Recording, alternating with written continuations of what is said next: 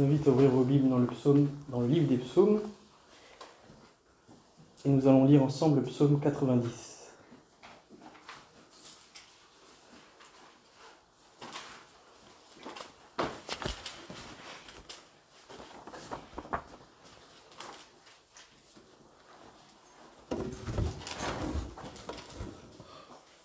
Psaume 90. Prière de Moïse, homme de Dieu. Seigneur, tu as été pour nous un refuge de génération en génération. Avant que les montagnes soient nées, avant que tu aies créé la terre et le monde, d'éternité en éternité, tu es Dieu. Tu fais retourner les hommes à la poussière, et tu leur dis, fils d'Adam, retournez, car 1000 ans sont à tes yeux comme la journée d'hier. Elles passent comme le quart de la nuit. Tu les emportes semblables à un songe qui le matin passe comme l'herbe. Elle fleurit le matin et elle passe. On la coupe le soir et elle sèche. Nous sommes consumés par ta colère et ta fureur nous épouvante. Tu mets devant toi nos fautes et à ta lumière nos secrets. Tous nos jours disparaissent à cause de ta colère. Nous voyons nos années s'éteindre comme un soupir. La durée de notre vie s'élève à 70 ans, et pour les plus robustes à 80 ans, mais l'orgueil qu'ils en tirent n'est que peine et misère, car le temps passe vite, et nous nous envolons. Qui a conscience de la force de ta colère, et de ton courroux pour te craindre? Enseigne-nous à bien compter nos jours, afin que notre cœur parvienne à la sagesse. Reviens, Éternel, jusqu'à quand? Aie pitié de tes serviteurs. Rassasie-nous chaque matin de ta bonté, et nous serons toute notre vie dans la joie et l'allégresse. Réjouis-nous autant de jours que tu nous as humiliés, autant d'années que nous avons connu le malheur. Que ton œuvre soit visible pour tes serviteurs, et ta gloire pour leurs enfants. Que la grâce de l'Éternel, notre Dieu, soit sur nous. Oui, affermis l'œuvre de nos mains. Oui, affermis l'œuvre de nos mains. Amen. Alors, ce psaume est mon psaume préféré dans la parole de Dieu. Il est dit que c'est les prières de Moïse dans le premier verset. Et nous l'attribuons volontiers à Moïse, mais certains ne l'attribuent pas à Moïse. Certains disent que prière de Moïse signifie que c'est un psaume qui s'inspire des livres de Moïse, donc des 5 premiers livres de la Bible. Et on voit qu'il y a une grosse influence des 5 premiers livres de la Bible dans ce psaume. On voit plusieurs de ces thèmes. Le premier, c'est l'éternité de Dieu.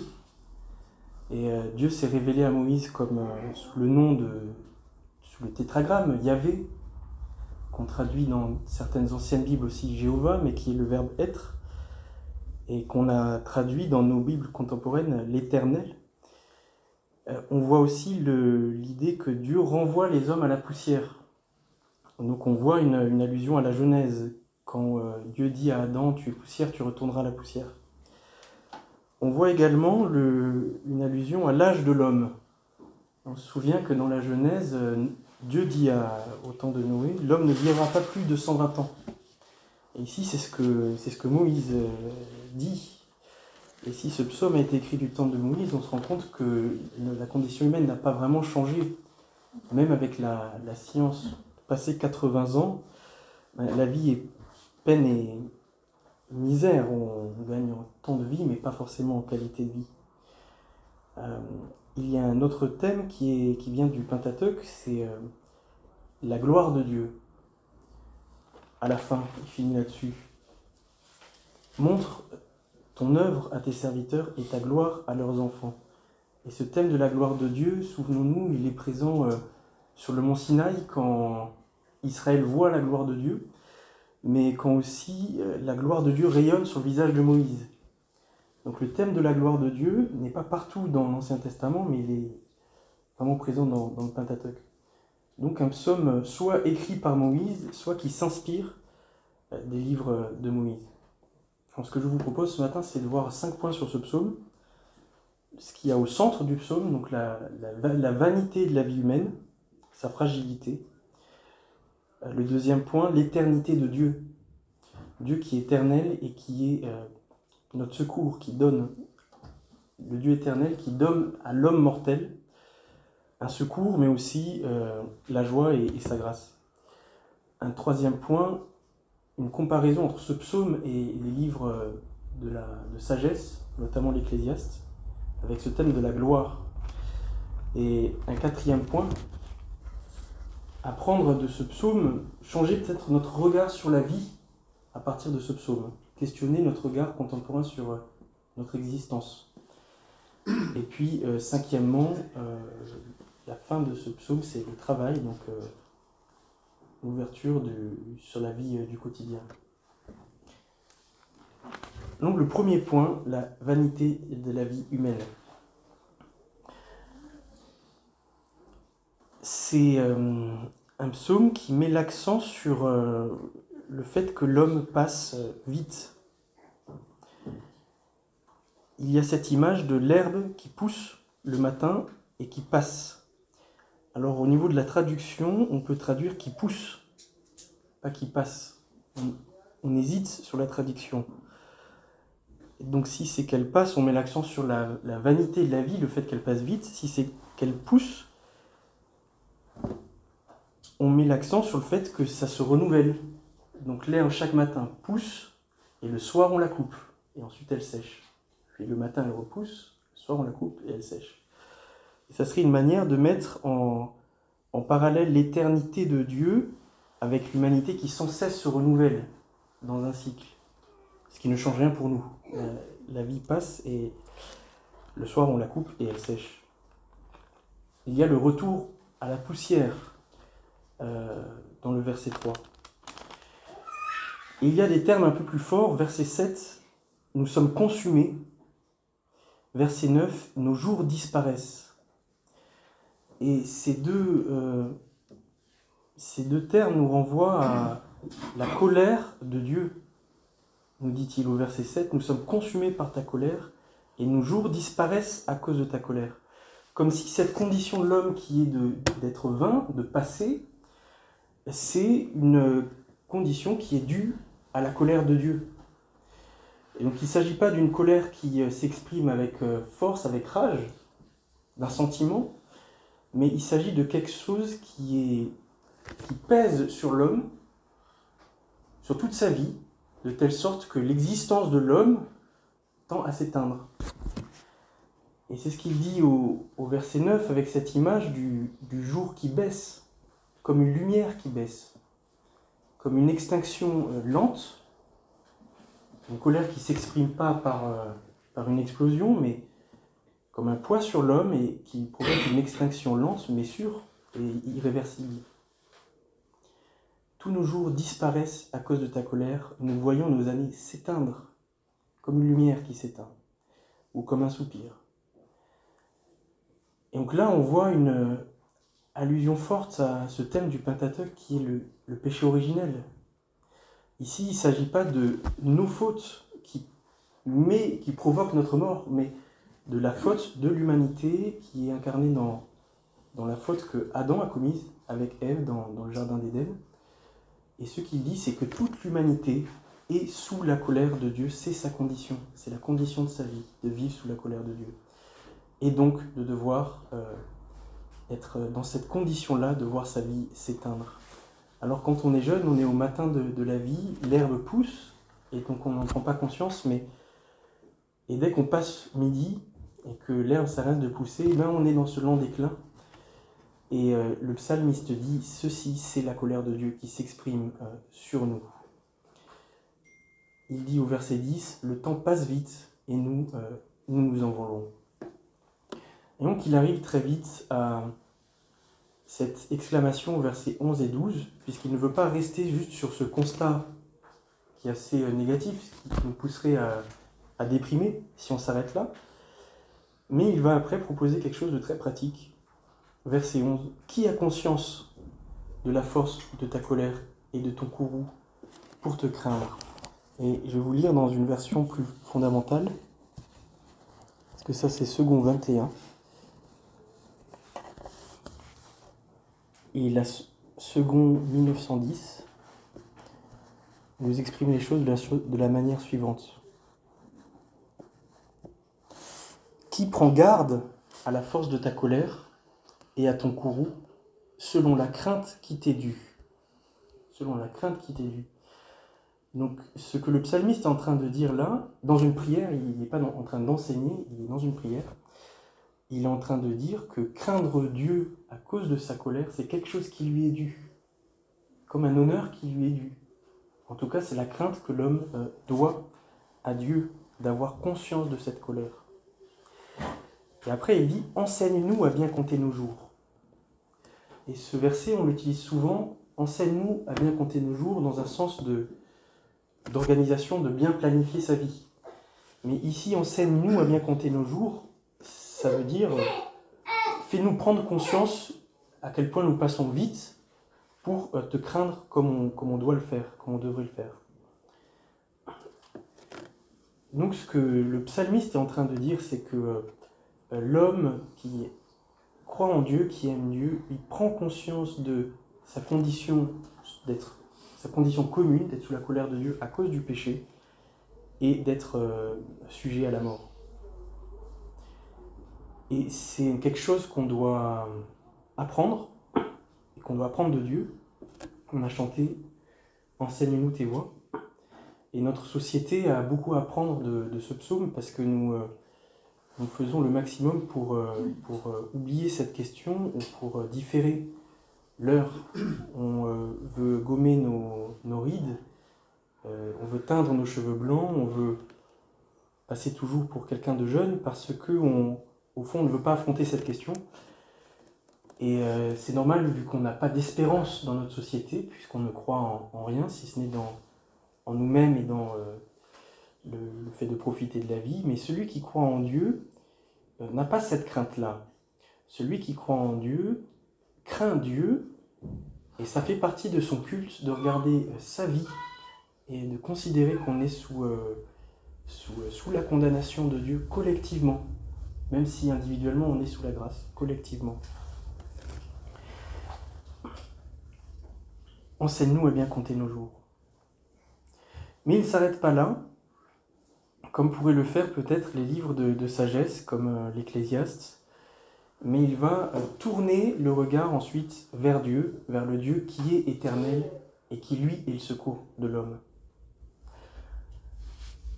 Et donc c'est le début de sa prière, et c'est une prière d'adoration. Il est en train de confesser que Dieu est Dieu.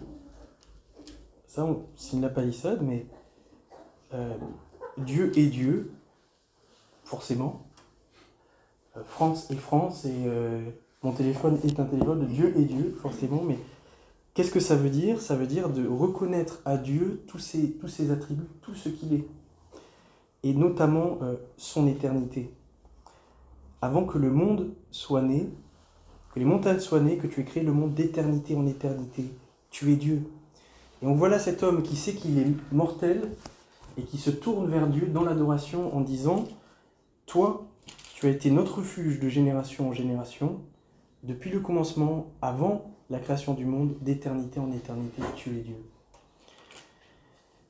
Les montagnes, c'est un symbole d'éternité dans la pensée hébraïque. C'est ce qui est immuable, ce qui ne bouge pas.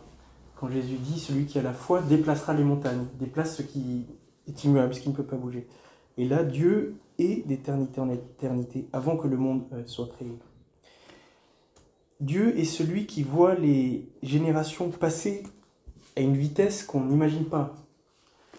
Nous connaissons nos ascendants sur 3 générations pour la plupart d'entre nous. On connaît nos grands-parents, au mieux nos arrière-grands-parents, puis après on en a entendu parler. Alors j'ai connu des amis qui connaissaient leur arbre généalogique jusque dans les croisades. Ça c'est des gens qui ils ont gardé les archives. Mais on a des familles chez nous qui remontent leur arbre généalogique jusqu'à la Réforme. Et c'est pas une mauvaise chose, je pense. Mais imaginez ce que pour nous est notre vie. On limite notre vie à notre existence, à nous. Et Dieu voit les générations qui passent comme l'herbe qui passe chaque jour. Imaginez ce qu'on représente pour Dieu. Il voit notre génération passer, le lendemain il en voit une autre, et sur une semaine, on n'est pas capable de remonter à une semaine de temps pour Dieu. Nous ne sommes pas grand-chose face à Dieu. Lui, il voit toutes ces générations s'enchaîner.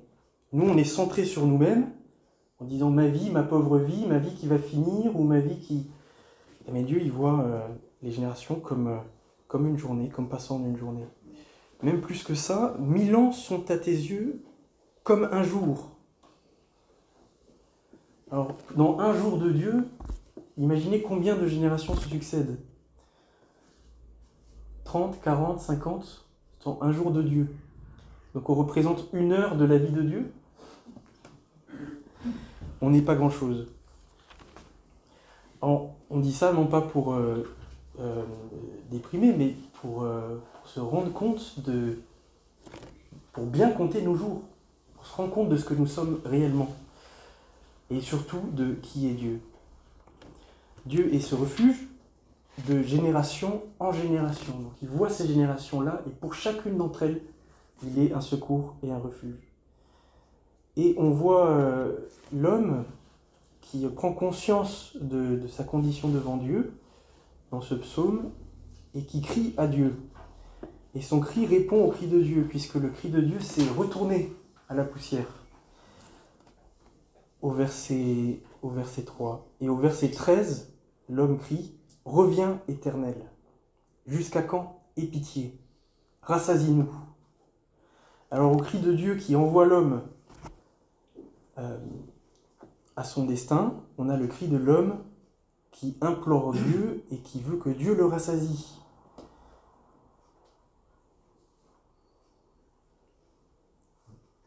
Donc ce psaume est en train de nous faire prendre conscience de notre condition, mais d'ouvrir à quelque chose de plus grand. Et ce quelque chose de plus grand, c'est d'abord l'adoration, la contemplation du Dieu qui est éternel, et ensuite le fait de chercher en Dieu son bien, au fond, son bien. Rassasie-nous chaque matin de ta bonté, et nous serons toute notre vie dans la joie et dans l'allégresse. De toute façon, la vie passe. Je peux m'accrocher à elle pour essayer qu'elle ne parte pas, pour qu'elle ne glisse pas entre mes doigts, ou je peux, chaque jour, chaque matin, me réjouir de la bonté de Dieu, et ainsi, je suis toute ma vie dans l'allégresse, peu importe ce qui vient après. Peu importe ce qui vient après.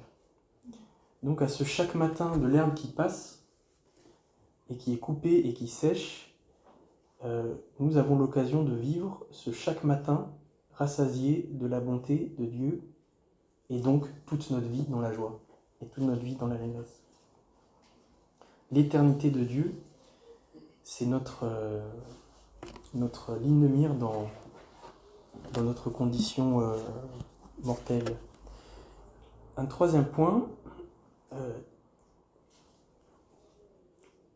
ce passage de génération en génération.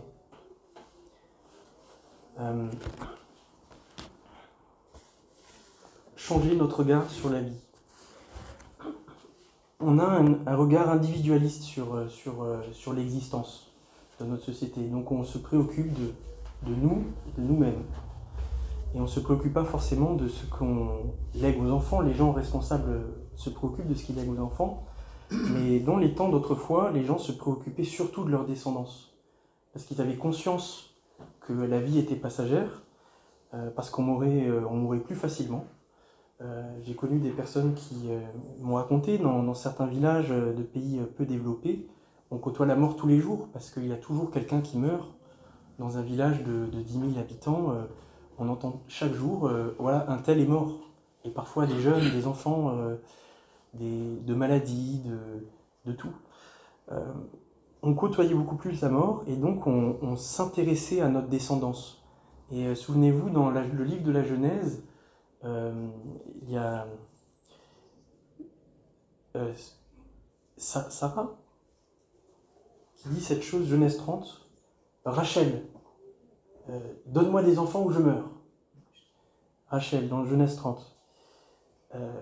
Donne-moi des enfants ou je meurs. C'était toute sa vie, tout son objectif. Et les femmes voulaient une descendance parce que c'était leur statut social qui passait par là, mais les hommes aussi voulaient une descendance, ils voulaient un héritier. Heureux l'homme qui a des fils, de nombreux fils dans sa jeunesse, ils sont comme des flèches dans son carquois. Ça c'est un psaume qui nous dit ça. Il ne sera pas désemparé lorsqu'il plaidera à la porte de la ville avec ses ennemis. Donc on se préoccupait de la descendance. Et aujourd'hui, on ne s'en préoccupe pas.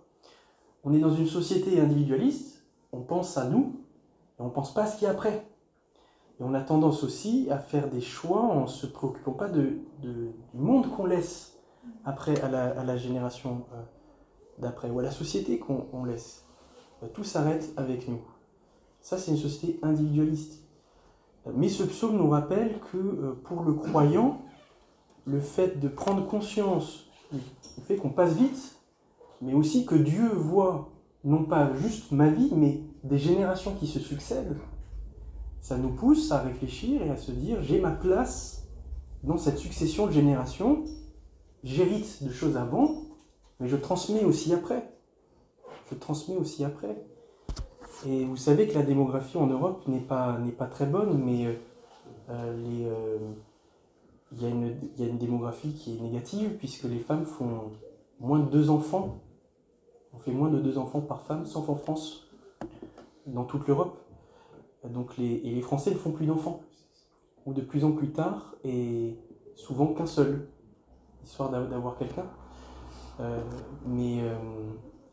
L'homme est appelé aussi à se multiplier, nous dit Dieu dans la Genèse, et donc nous devons, je pense, changer notre regard, ne plus avoir un regard individualiste où je me préoccupe de moi, mais où je m'ancre dans une succession de générations. Ça signifie aussi relire notre histoire à la lumière de ce qu'ont vécu nos ancêtres. Se demander ce que Dieu a fait dans l'histoire de mes parents, mes grands-parents. Est-ce que je suis la première génération qui se préoccupe de Dieu? Souvent, on a quelqu'un dans la famille. Même quand on est le premier à se convertir, on a une tante, une arrière-grand-tante. Il y a une histoire parfois. Certaines personnes retrouvent que quelqu'un avait reçu une Bible, lisait la Bible, croyait en quelque chose. Parce que Dieu ne nous voit pas juste nous, il nous voit dans cette succession. Je suis reconnaissant parce que du côté de mon père, il y a des serviteurs de Dieu sur plusieurs générations. Je sais que mon arrière-grand-père, malgache, était pasteur, mais mon grand-père ne l'était pas, il travaillait pour l'administration. Mais il aimait Dieu, donc à la fin de sa vie, il a passé sa vie en bénévolat dans l'église luthérienne. Et voilà, c'était toute sa vie, malgré tout. Mais ça a sauté une génération. Dans la génération de mon père, il y a peu d'hommes vraiment engagés. Le premier des frères de mon père a 2 frères, l'aîné est très engagé dans l'église. Mais ça reste un engagement, il fait surtout la musique. Mais le Seigneur nous appelle à nous emparer aussi de l'héritage de ceux qui nous ont précédés et de donner du sens à notre histoire à nous par rapport à l'histoire passée. Alors, nous avons un bon exemple de ça dans la Bible. Dans la Bible, on donne l'histoire d'Israël. Et imaginez un juif qui lit l'histoire d'Israël, il sait que s'il est de la tribu de Juda ou de Lévi, il voit tout ce qu'ont fait ses ancêtres, de bon et de mauvais. Et de mauvais. Et il ne cache pas ce qu'il y a de mauvais. Alors nous, on est un peu fragile, donc on veut s'éviter des choses négatives, et donc on veut cacher un peu ce qu'il y a de mauvais. Mais dans la parole de Dieu, on regarde notre héritage en face. Et on croit on peut le faire parce que Dieu est un Dieu de rédemption, et ça nous permet aussi de savoir peut-être ce que Dieu veut faire à travers nous, pour ne pas léguer à la génération d'après. Et on se rappelle aussi de ce passage pour ceux qui n'ont pas d'enfants, ou qui n'ont pas pu en avoir, ou qui n'en auront jamais, que le Seigneur, dans l'Évangile, nous dit que ceux qui n'ont pas... Certains se feront eunuques pour le royaume de Dieu, et ils auront une grande descendance, mais une descendance qui est spirituelle. Donc même si on n'a pas d'enfants, on peut s'ancrer dans ces cycles de génération en regardant l'avenir à travers les autres. Voilà, ça c'était mon commentaire personnel sur ce psaume. Accepter sa place dans l'histoire, et puis ne plus être centré sur soi, mais regarder aux autres. C'est plus simple, je pense, je n'y suis pas encore, de regarder la fin du chemin quand on voit tout ce qu'il y a autour de nous et qu'on laisse derrière, et tout ce qu'on a pu laisser. Et donc, ce psaume nous renvoie aussi à une réalité très pratique, très concrète, de voir l'œuvre de Dieu et puis que nos enfants voient sa gloire. Verset 16. Que ton œuvre soit visible pour tes serviteurs et ta gloire pour leurs enfants. Il commence, tu as été pour nous un refuge de génération en génération, et à la fin, c'est ce pourquoi il est pris. Que ta gloire soit visible, que tes enfants, que leurs enfants voient ta gloire.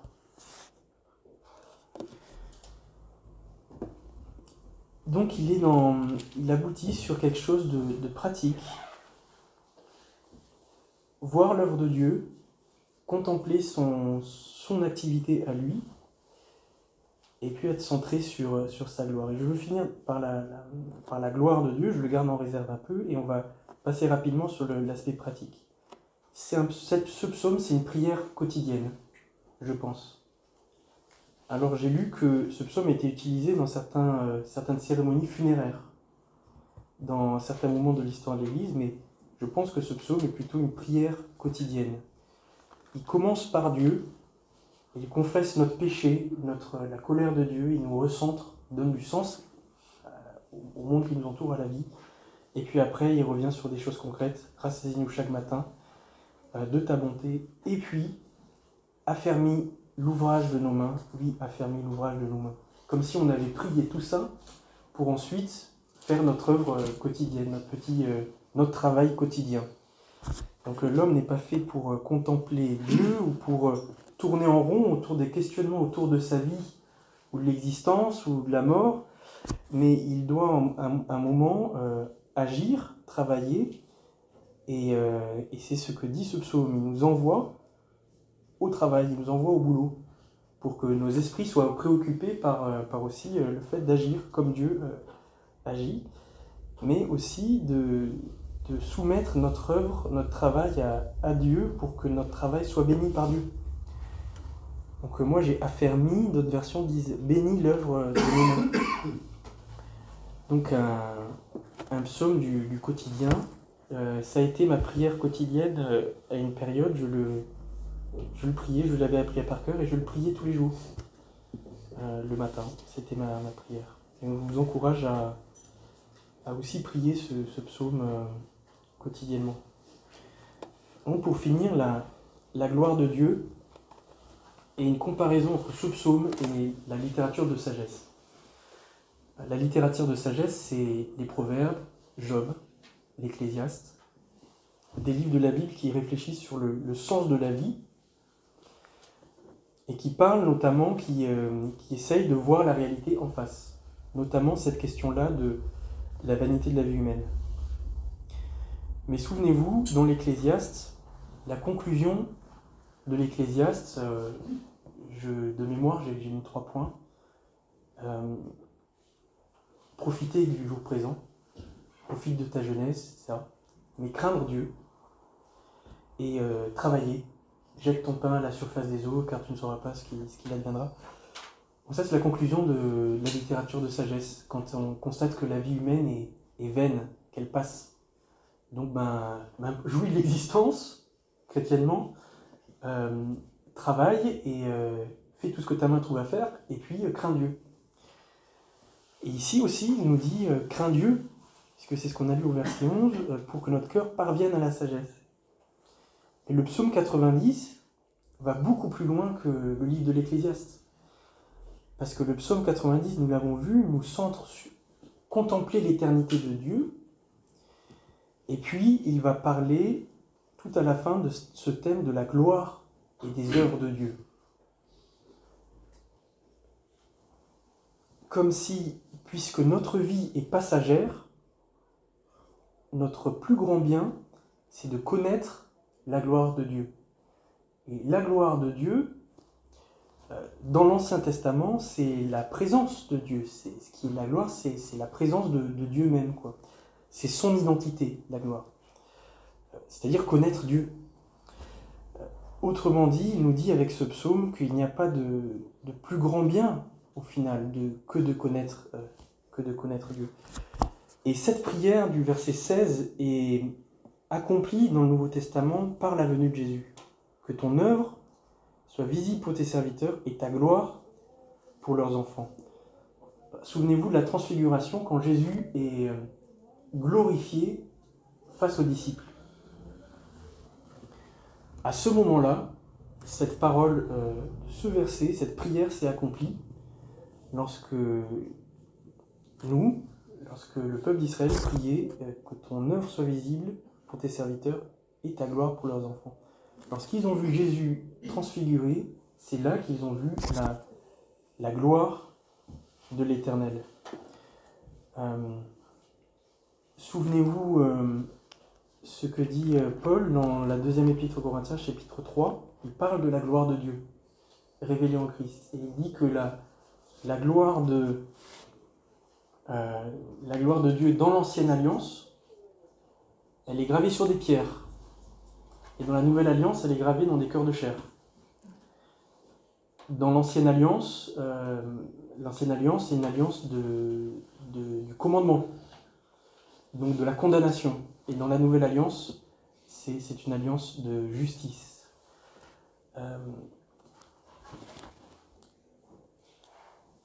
Il dit que la première gloire est passagère sur le visage de Moïse, mais que la deuxième, celle de Christ, est permanente. Et il dit que celle de l'ancienne alliance était visible sur le visage d'un seul homme, de Moïse, mais dans la nouvelle alliance, la gloire de Dieu est présente dans chaque cœur, est visible dans les cœurs, et elle se contemple dans les cœurs, face à face. C'est la gloire de Jésus-Christ. Donc ce psaume, je pense, nous pousse à ouvre sur l'Évangile, avec ce thème de la gloire de Dieu. Il ouvre sur l'Évangile et il nous encourage à faire de Dieu, de sa gloire, de son œuvre, l'objet de notre méditation et au final notre plus grand bien. Alors j'avais noté ça d'une manière.